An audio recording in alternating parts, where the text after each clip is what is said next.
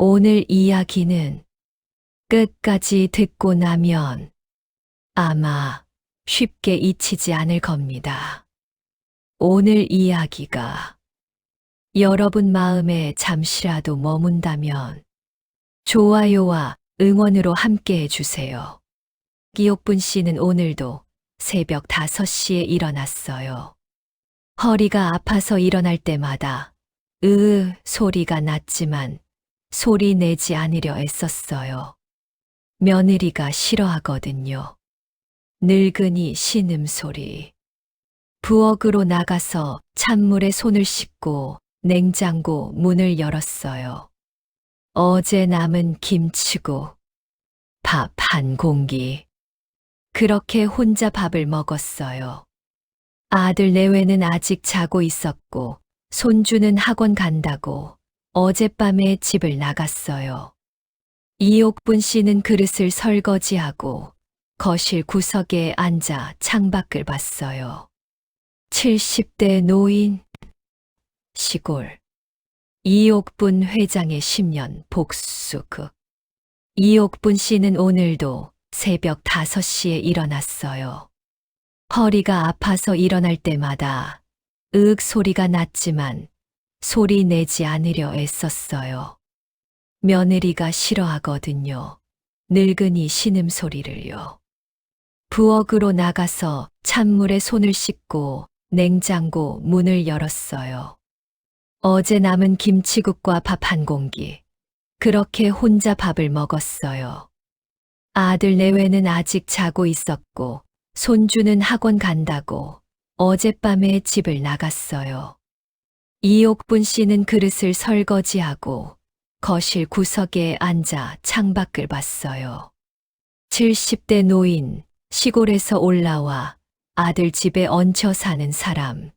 누가 봐도 그랬어요. 그런데 말이에요. 왜 이 노인은 이렇게 조용할까요? 왜 도망치지 않을까요? 왜 웃고 있을까요? 이옥분 씨가 아들네 집에 온 지 이제 10년째였어요. 아들 이준혁은 서울에서 작은 사업을 했어요. 수입은 괜찮았지만 그렇다고 부자는 아니었어요. 며느리 한수지는 교육학과를 나온 사람이었어요. 말투는 부드러웠지만 눈빛은 차가웠어요. 처음 이옥분 씨가 집에 왔을 때 며느리가 말했어요. 어머니 편하게 계세요. 저희가 모실게요라고요. 그 말을 이옥분 씨는 가만히 들었어요. 고개를 끄덕이고 방으로 들어갔어요. 그날부터 10년이 흘렀어요. 이옥분 씨는 밥을 먹을 때 항상 마지막에 먹었어요. 아들 내외가 먹고 손주가 먹고 그 다음이었어요. 한 번은 저녁 식탁에서 이런 일이 있었어요. 며느리가 삼겹살을 구웠어요. 기름이 튀고 고기 냄새가 집 안 가득 퍼졌어요. 이옥분 씨는 부엌 구석에 서서 설거지를 했어요. 며느리가 말했어요. 어머니는 고기 안 드시죠? 이 잘 안 맞으시잖아요 라고요. 이옥분 씨는 아무 말도 안 했어요. 손주가 말했어요. 할머니 원래 고기 못 드셔. 이가 없어서라고요. 며느리가 웃었어요. 그러게 할머니는 죽 드시는 게 나아요라고요. 이옥분 씨는 고개를 끄덕였어요. 괜찮아요. 나는 김치만 있으면 돼요라고 말했어요. 그리고 방으로 들어갔어요. 문을 닫고 침대에 앉았어요. 입 안에서 침을 삼켰어요. 이가 없다고요. 이옥분 씨 이는 멀쩡했어요. 임플란트 풀세트로 해놨어요. 10년 전에요. 그런데 그걸 한 번도 말한 적이 없어요. 시간이 지날수록 며느리의 태도는 노골적으로 변했어요. 어느 날 이옥분 씨가 거실 소파에 앉아 있었어요. 며느리 친구들이 집에 왔어요. 다들 명품 가방을 들고 향수 냄새를 풍기며 웃고 떠들었어요. 며느리가 말했어요. 우리 시어머니세요. 시골에서 올라오셨어요라고요. 친구 하나가 힐끗 보고 말했어요. 아유 고생 많으시겠어요라고요. 며느리가 웃었어요. 뭐 어쩌겠어요. 가족인데요라고요. 그 말을 이옥분 씨는 다 들었어요. 고개를 숙이고 방으로 들어갔어요. 뒤에서 웃음소리가 들렸어요. 그런데 이상했어요. 이옥분 씨는 화가 나지 않았어요. 그냥 바라봤어요. 며느리의 표정, 아들의 눈빛, 손주의 무관심, 전부 기록했어요. 마음속 깊은 곳에요. 어느 주말이었어요. 며느리 부모가 집에 왔어요. 사돈 어른들이요. 며느리 아버지는 큰 목소리로 말했어요. 준혁이 사업 잘 되고 있다며 우리 딸 덕이지 뭐라고요. 며느리 어머니는 명품 옷을 입고 집 안을 둘러봤어요. 이 집 평수가 좀 작네. 우리 딸이 좁아서 어떡하니라고 말했어요. 이옥분 씨는 부엌에서 설거지를 하고 있었어요. 사돈 어른들은 이옥분 씨를 보고 눈인사도 하지 않았어요. 그냥 지나갔어요. 마치 가구처럼요. 그날 저녁 식사 자리에서 사돈 어른들이 말했어요. 준혁아, 우리가 사업 하나 제안할 게 있는데. 부동산 쪽인데 괜찮은 물건이 있어. 근데 자금이 좀 필요해서라고요. 아들이 귀를 기울였어요. 며느리가 끼어들었어요. 아버지가 하시는 일이니까 믿어도 되죠라고요. 사돈 어른이 웃었어요. 당연하지. 우리 사돈끼리인데라고요. 이옥분 씨는 구석에서 그 대화를 들었어요. 눈을 감았어요. 부동산, 자금, 사돈끼리 다 들렸어요. 며칠 후 이옥분 씨는 아들에게 물었어요. 준혁아, 요즘 사업 어때라고요? 아들은 TV를 보면서 대답했어요. 괜찮아요. 어머니는 걱정 마세요라고요. 장인어른이 뭐 제안했다며라고 물었어요. 아들이 고개를 돌렸어요. 어머니가 그런 거 왜 물어봐요? 어머니는 쉬세요라고 말했어요. 이옥분 씨는 고개를 끄덕였어요. 그래 알았어라고요. 그리고 방으로 들어갔어요. 그날 밤 이옥분 씨는 휴대폰을 꺼냈어요. 오래된 폴더폰이었어요. 화면은 깨져 있었고 번호는 몇 개 안 남아 있었어요. 그 중 하나를 눌렀어요. 접니다라는 소리가 들렸어요. 전화 너머로 차분한 남자 목소리가 들렸어요. 회장님이라고요. 한 비서라고 이옥분 씨가 말했어요. 예, 회장님이라는 대답이 돌아왔어요. 사돈 집안 쪽 자금 흐름 확인했나라고 물었어요. 3개월 전부터 수상한 거래. 내역이 포착됐습니다라고 한 비서가 대답했어요. 얼마라고 물으니 약 12억. 호텔 리모델링 자금 명목으로 빠져나간 것으로 보입니다라는 답이 돌아왔어요. 이옥분 씨는 눈을 감았어요. 계속 추적해라고 말했어요. 전화를 끊고 이옥분 씨는 창밖을 봤어요. 달이 떠 있었어요. 여러분, 혹시 눈치채셨나요? 이옥분 씨는 가난한 노인이 아니었어요. 이옥분, 본명 이옥분, 신라호텔 그룹 회장이었어요. 자산 1,500억, 서울 한복판에 5성급 호텔 3개를 소유한 대한민국 굴지의 여성 기업인이었어요. 그런데 왜 왜 이 사람은 10년 동안 아들 집 구석에 숨어 있었을까요? 10년 전으로 돌아가 볼게요. 이옥분 회장은 남편을 일찍 여의었어요. 교통사고였어요. 그때부터 혼자 사업을 키웠어요. 작은 여관 하나로 시작해서 호텔 그룹을 만들었어요. 아들 준혁은 대학을 나와 회사에 들어왔어요.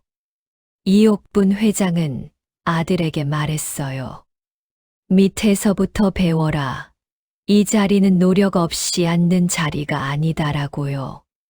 그런데 아들은 회사 일에 관심이 없었어요. 대신 골프 치고 술 마시고 주말이면 해외여행을 갔어요. 며느리 수지는 그런 아들을 더 부추겼어요. 회장님 아드님인데 뭘 그렇게 고생하세요. 저희는 저희 인생 살아요라고 말했어요. 이옥분 회장은 그 말을 듣고 가만히 있었어요. 그리고 어느 날 회사 내부 감사에서 이상한 점이 발견됐어요. 자금 유출이었어요.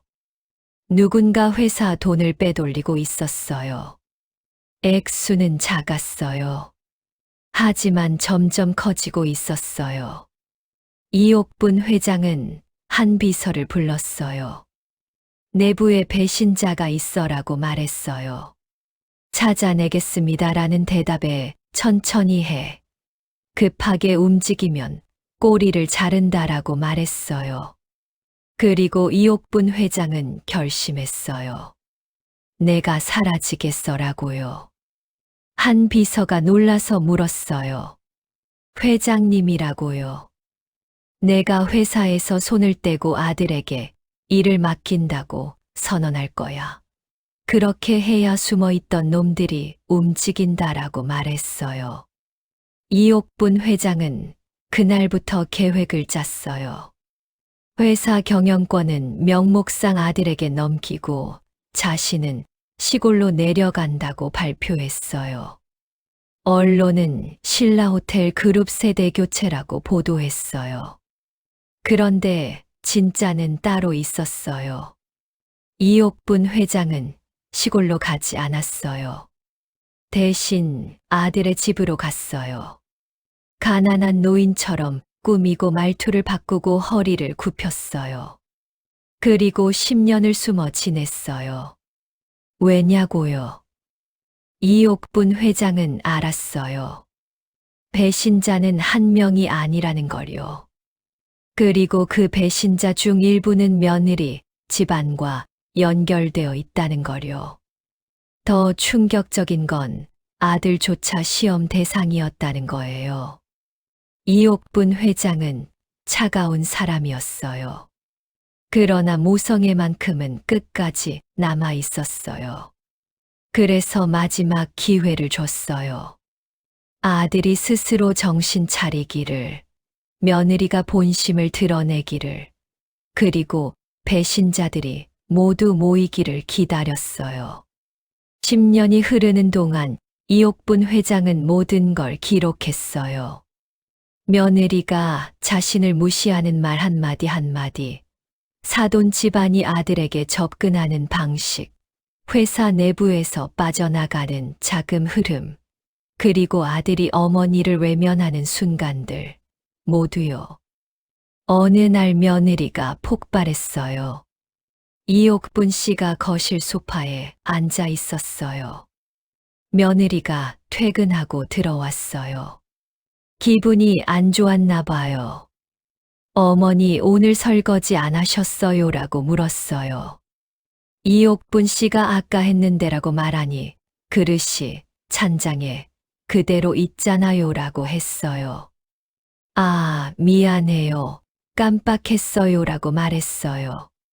며느리가 한숨을 쉬었어요. 깜빡하긴 맨날 깜빡하시네라고요. 그리고 소리를 높였어요. 제가 얼마나 힘든지 아세요? 회사 다니면서 집안일하고 시어머니까지 모시는 데라고 외쳤어요. 이옥분 씨는 아무 말도 안 했어요. 며느리가 계속 말했어요. 친정어머니는 이렇게 안 사셨어요. 우리 엄마는 말도 안 시키고 알아서 다 하셨다고요라고요. 이옥분 씨는 고개를 숙였어요. 미안해요라고 말했어요. 그때 아들이 들어왔어요. 며느리가 아들에게 말했어요. 당신 어머니 좀 어떻게 해요? 나 못 살겠어요라고요. 아들은 잠시 망설이다가 말했어요. 어머니 방에 좀 들어가 계세요라고요. 이옥분 씨는 천천히 일어났어요. 아들을 봤어요. 아들은 눈을 피했어요. 이옥분 씨는 방으로 들어갔어요. 문을 닫고 침대에 앉았어요. 눈물이 나올 것 같았지만 참았어요. 대신 휴대폰을 꺼내 한 비서에게 문자를 보냈어요. 이제 됐다. 마지막 확인만 남았다라고요. 며칠 후 이옥분 씨는 사돈 집에 갔어요. 며느리 부모가 이옥분 씨를 초대한 게 아니었어요.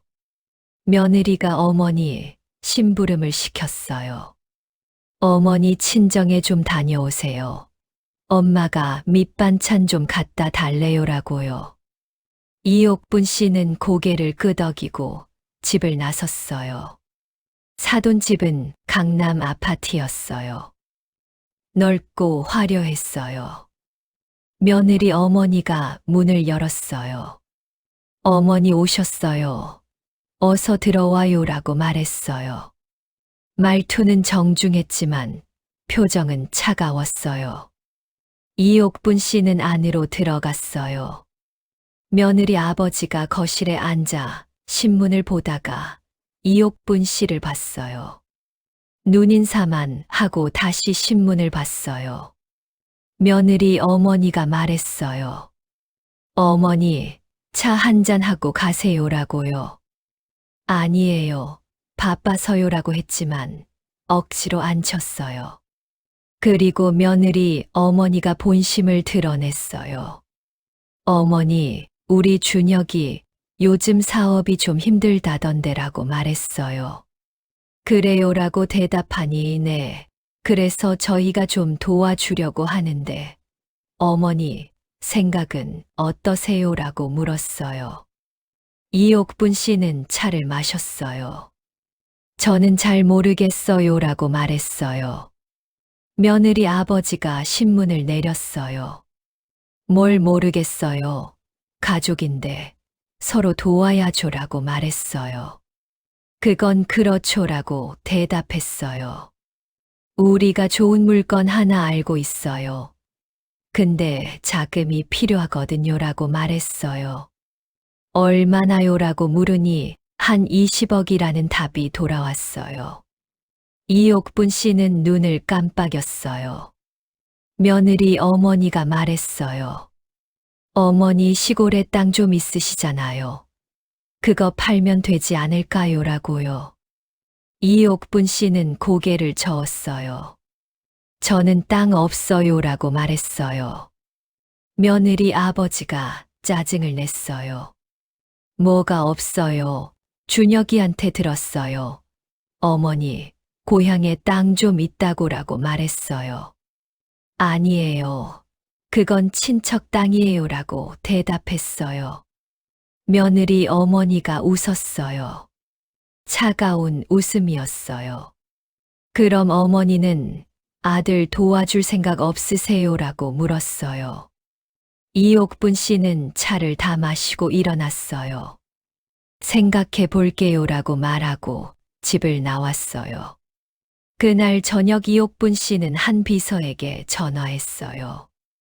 확인됐어라고 말했어요. 예, 회장님이라는 대답이 돌아왔어요. 사돈 집안 재산 상태 어때라고 물으니 빚이 35억입니다. 겉으로는 화려하지만 실상은 파산 직전입니다라는 답이 나왔어요. 그 빚을 어디서 메웠나라고 물으니 회장님 호텔 리모델링 자금 일부와 준혁 상무 명의 대출금으로 보입니다라고 했어요. 이옥분 씨는 눈을 감았어요. 아들도 안 하라고 물으니 모르는 것 같습니다.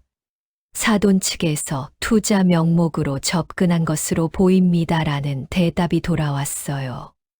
좋아. 이제 마지막 단계로 가자라고 말했어요. 그로부터 한 달 후 며느리 수진의 조카 결혼식이 있었어요.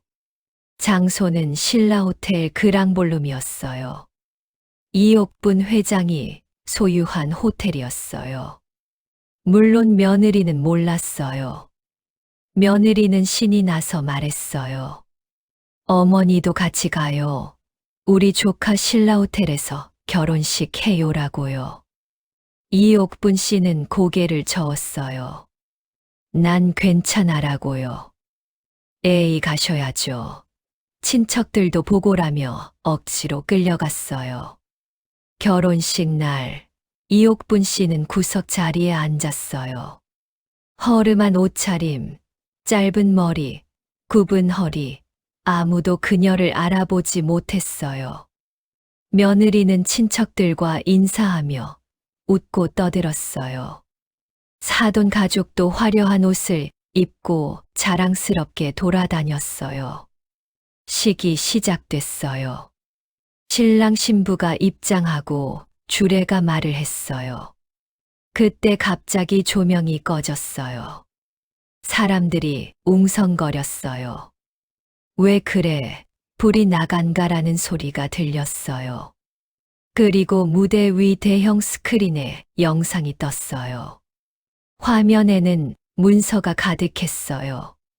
계좌 이체 내역 대출 명세서, 회사 자금 유출 기록이 나타났어요. 그리고 한 줄의 문장이 떴어요. 신라호텔 그룹 회장 이옥분입니다라고요. 사람들이 술렁였어요. 며느리 얼굴이 하얗게 변했어요. 뭐야, 이게 무슨 일하며 당황했어요. 스크린에 이옥분 회장 얼굴이 떴어요.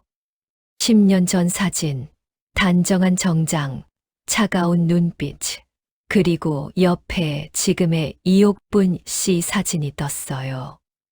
같은 사람이었어요. 사람들이 구석에 앉은 이옥분 씨를 봤어요. 이옥분 씨는 천천히 일어났어요. 허리를 폈어요. 무대 위로 올라갔어요. 마이크를 들었어요.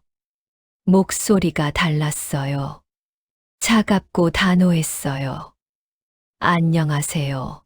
신라호텔 그룹 회장 이옥분입니다라고 말했어요. 며느리가 주저앉았어요. 시시어머니라며 말을 잇지 못했어요.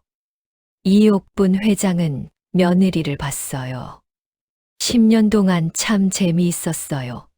수진 씨라고 말했어요. 그리고 사돈 가족을 봤어요.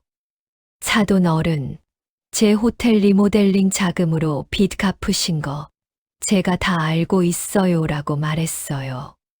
사돈 아버지 얼굴이 굳어졌어요. 그게 무슨 일하며 말을 더듬었어요.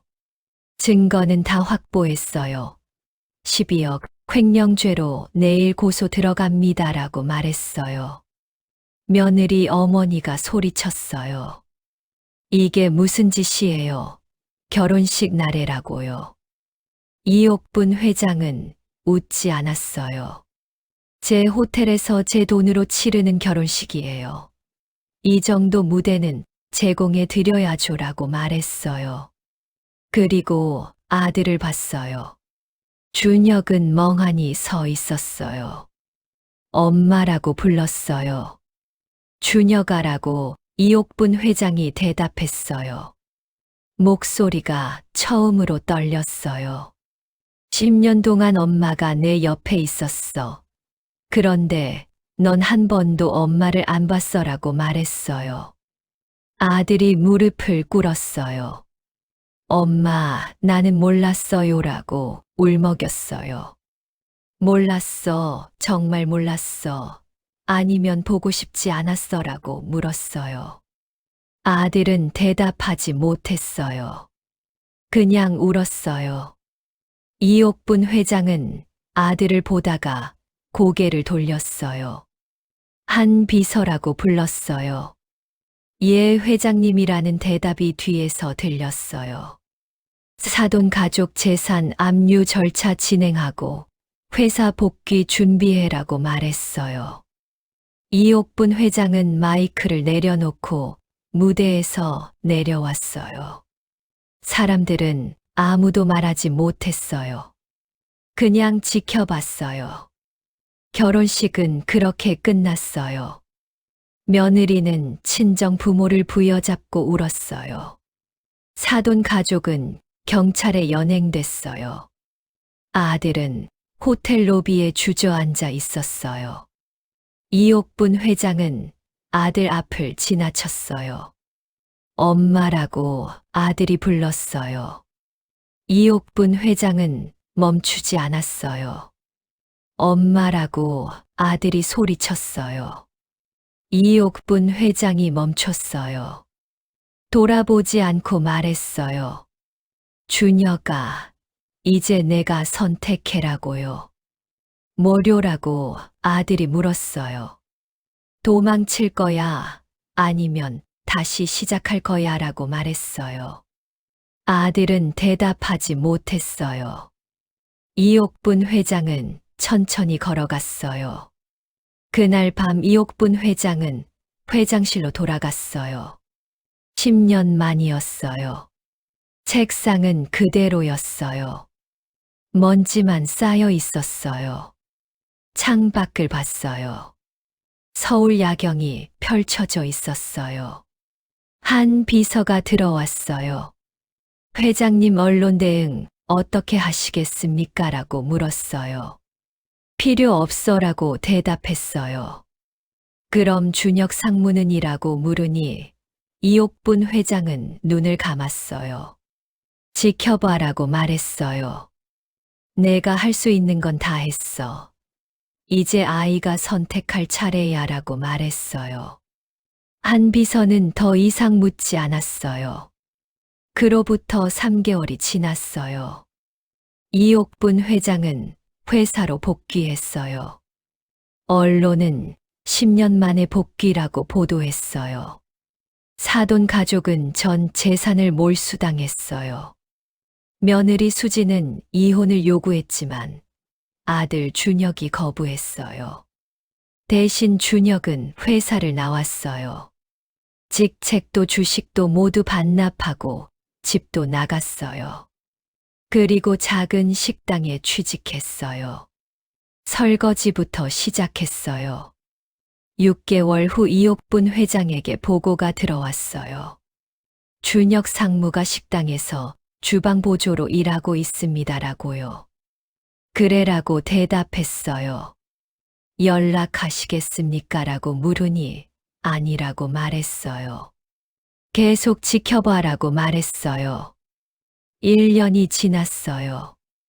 어느 날 이옥분 회장 앞에 아들이 나타났어요. 야윈 얼굴, 거친 손, 굽은 허리, 예전의 화려한 모습은 없었어요. 엄마라고 불렀어요. 이옥분 회장은 서류를 보고 있었어요. 고개를 들지 않았어요. 왜 왔어라고 물었어요. 할 말이 있어서요라고 대답했어요. 해봐라고 말했어요. 아들은 잠시 망설이다가 말했어요. 미안해요, 엄마라고요. 이옥분 회장은 서류를 내려놓았어요. 아들을 봤어요. 그게 다야라고 물었어요. 아니요라고 대답했어요. 아들이 고개를 들었어요. 눈빛이 달랐어요. 엄마처럼 밑바닥부터 다시 시작하고 싶어요라고 말했어요. 왜라고 물으니 제가 뭘 잃었는지 알았거든요라고 대답했어요. 이옥분 회장은 아무 말도 하지 않았어요. 그냥 아들을 봤어요.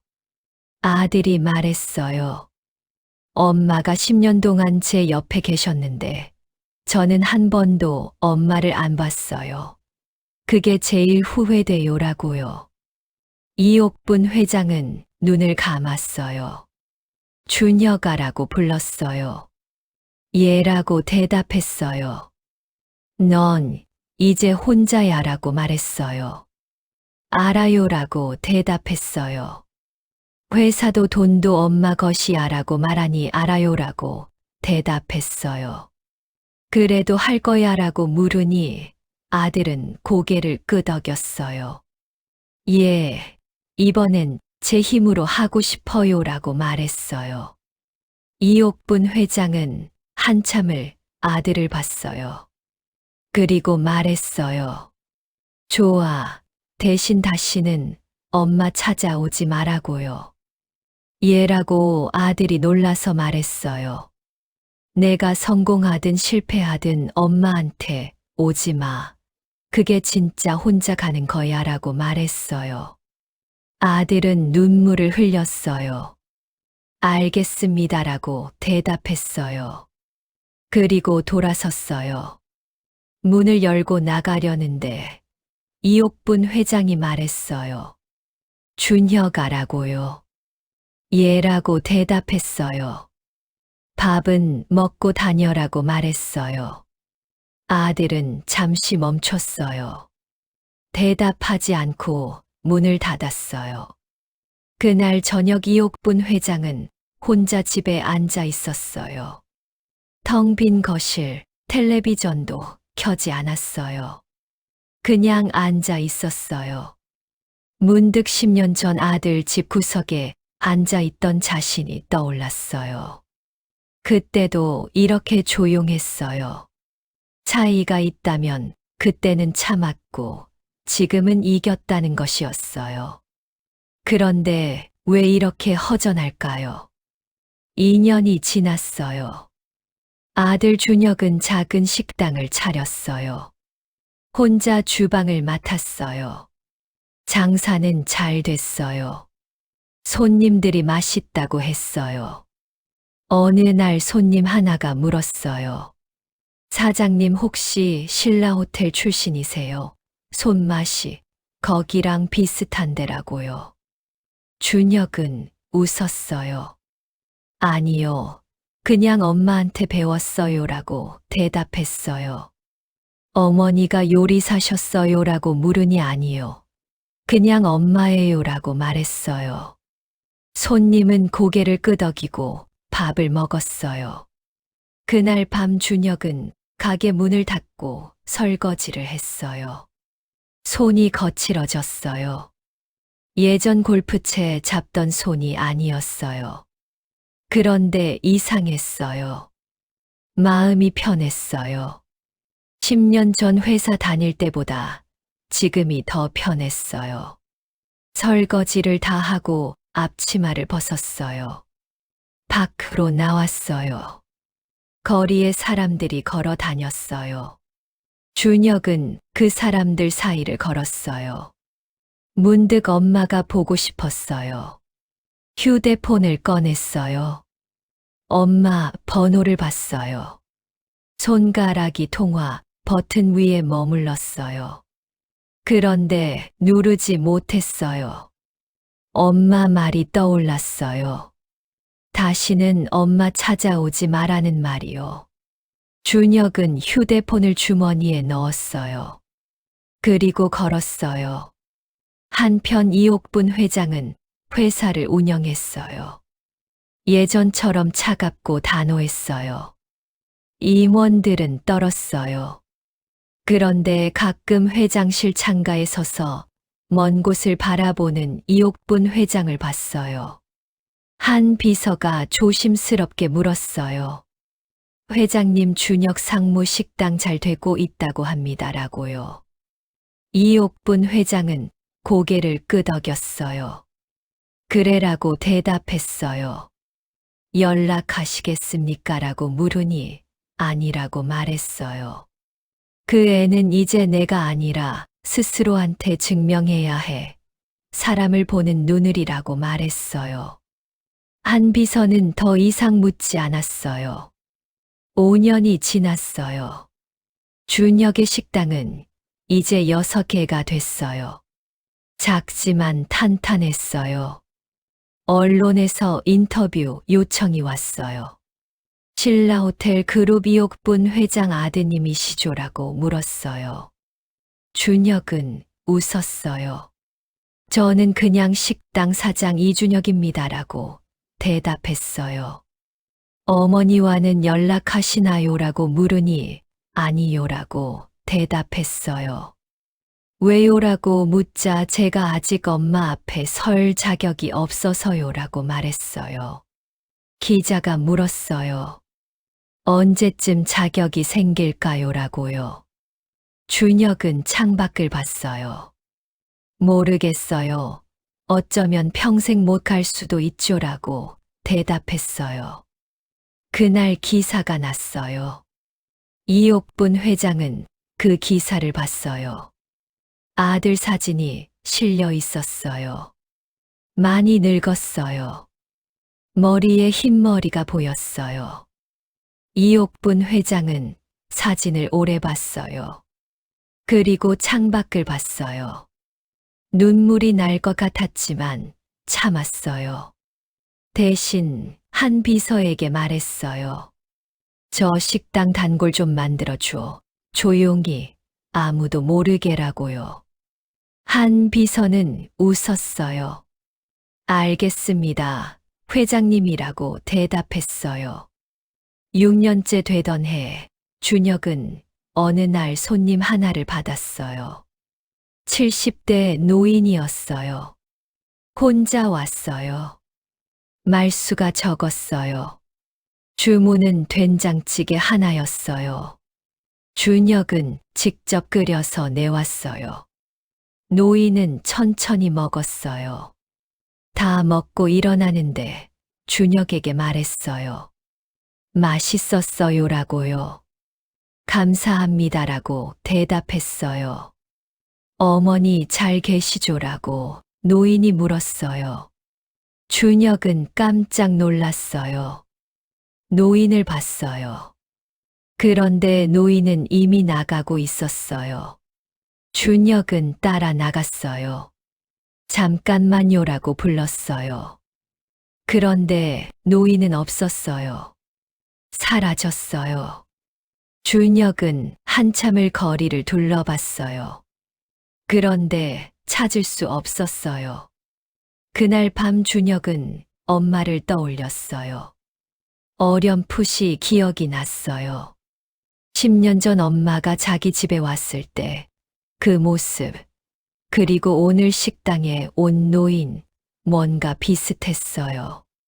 준혁은 가슴이 뛰었어요.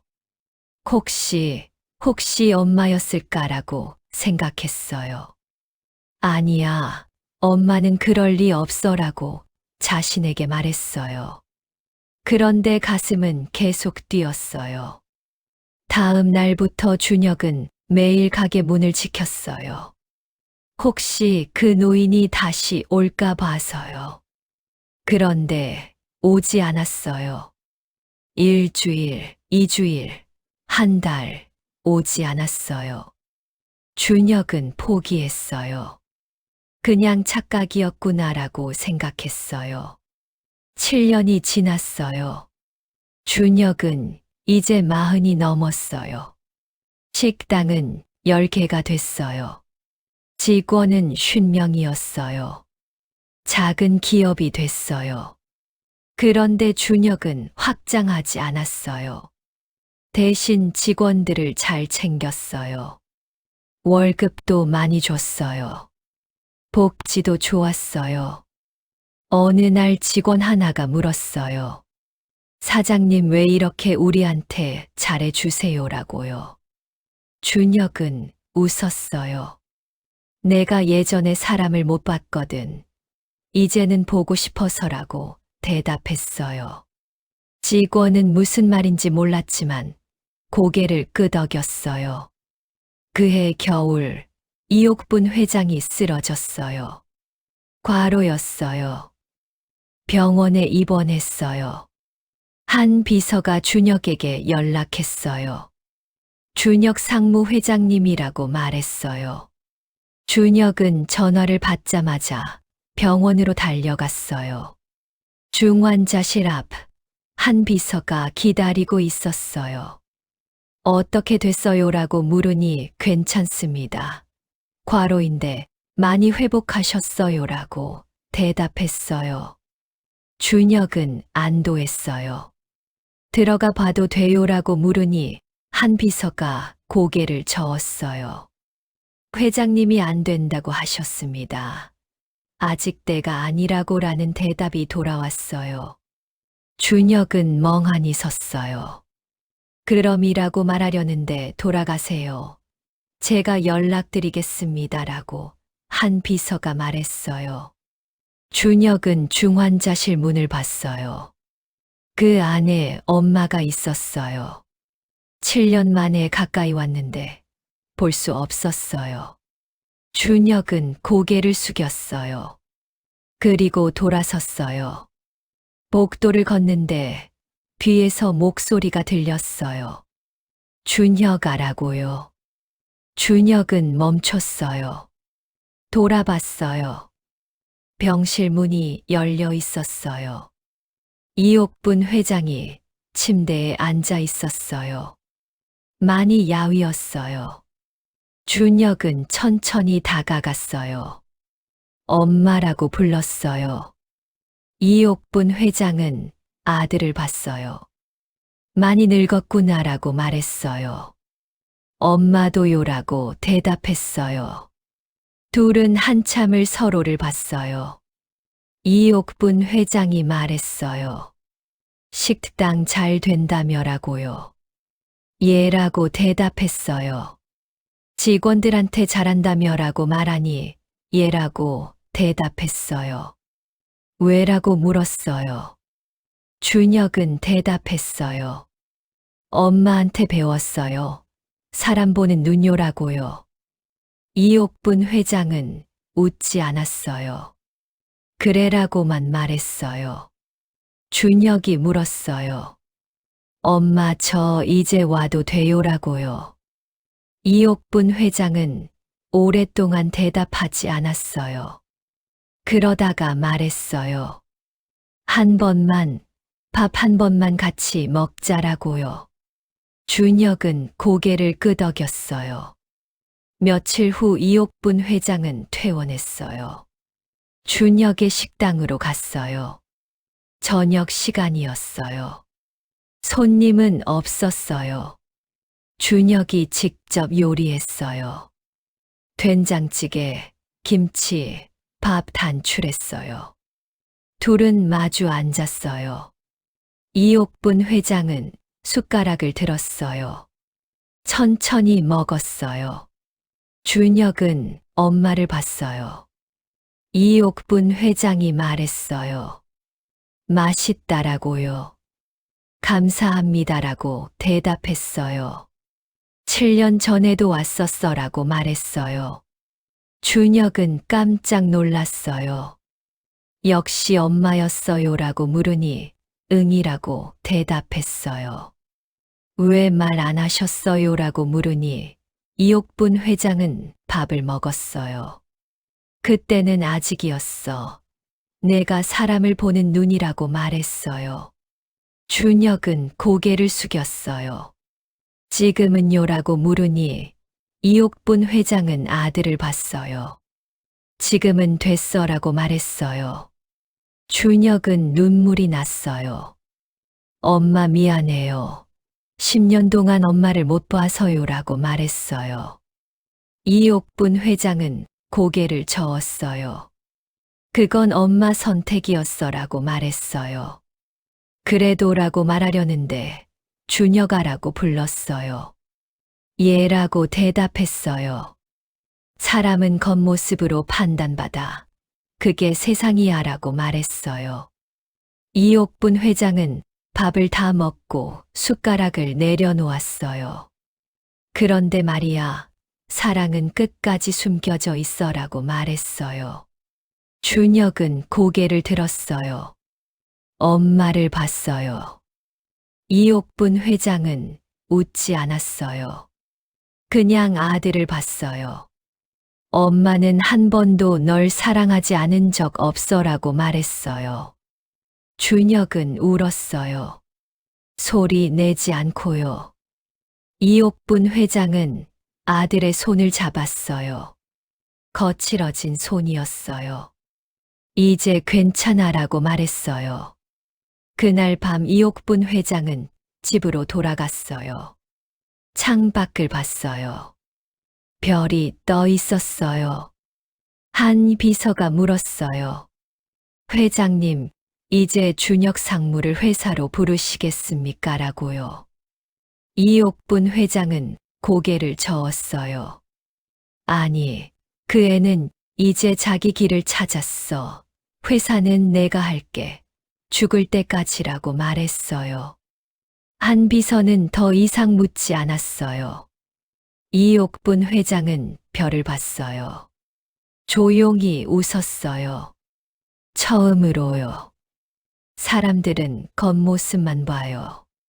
가난한 노인, 초라한 옷, 굽은 허리, 그게 전부라고 생각해요.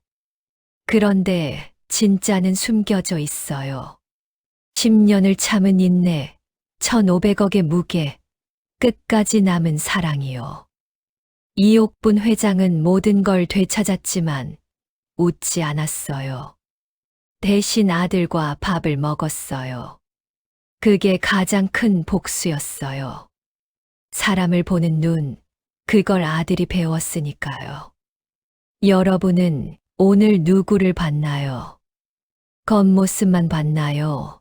아니면 그 안을 봤나요? 우리 부모님은 지금 어디서 무슨 생각을 하고 계실까요? 한 번쯤 생각해 보세요. 보이지 않는 것들에 대해서요. 응답을 다시 한번 확인해 주세요. 세상에는 조용히 견디다. 끝내 스스로를 증명하는 사람들이 있습니다. 이런 이야기가 앞으로도 계속 전해지길 바라신다면 구독으로 함께 해주세요.